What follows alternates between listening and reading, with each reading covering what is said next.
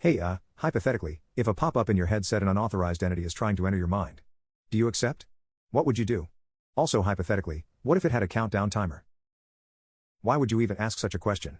My head priest Alfred didn't understand the point of the hypothetical scenario presented to him. Also, why the countdown timer? I've learnt consent is very important. I raised a tentacle in deep thought. If a human declined, or did not respond before the timer ends, I'd eject my insertion into their brain. Listen here, he leaned in closer. Why are you an unauthorized entity? Don't you usually introduce yourself as a friendly neighborhood eldritch? You're not helping your case. Friendly or not, I am an unauthorized entity until permission is granted. I tented my appendages while considering my options. Well, for starters, Alfred cleared his throat. Humans don't like psychic intrusions. Regardless of source. But yes, Lord Elvari, a warning would be a polite thing to add. Weird, but polite. Good, I want some of these meek bags to know I have manners. I am crazy, not uncouth, I nodded while waggling a tentacle at my brainstorming diagram floating in the middle of our meeting room. Now, let's talk about that countdown timer. Should I include it?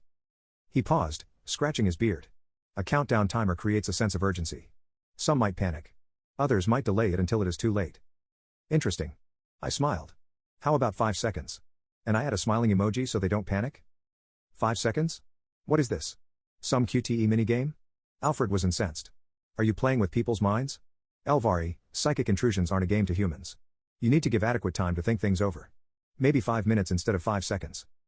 Great, I'll set the mental timer accordingly. You're really doing this shit? His skepticism bled out into his weary tone.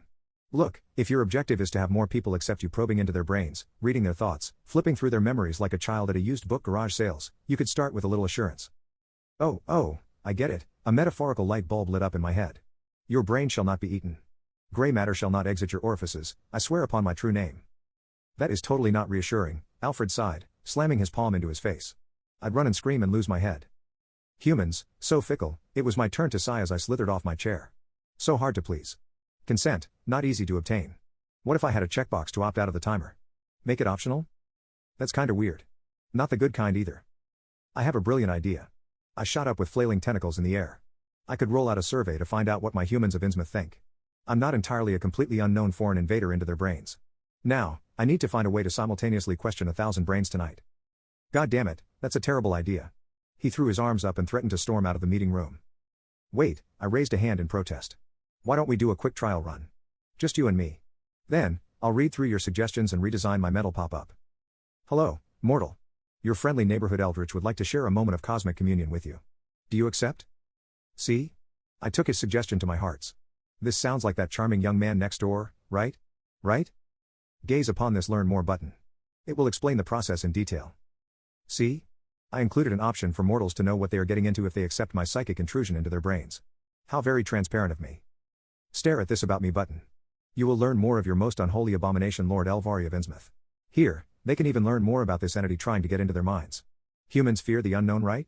So if I make myself known and provide ample fun facts about myself in a cheery and playful manner, I'm not so scary, right?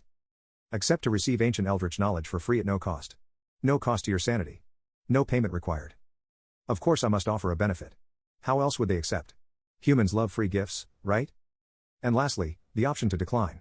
Because consent is very important. Alfred, this human who accepted says the experience was profound but unsettling. Is that a good thing?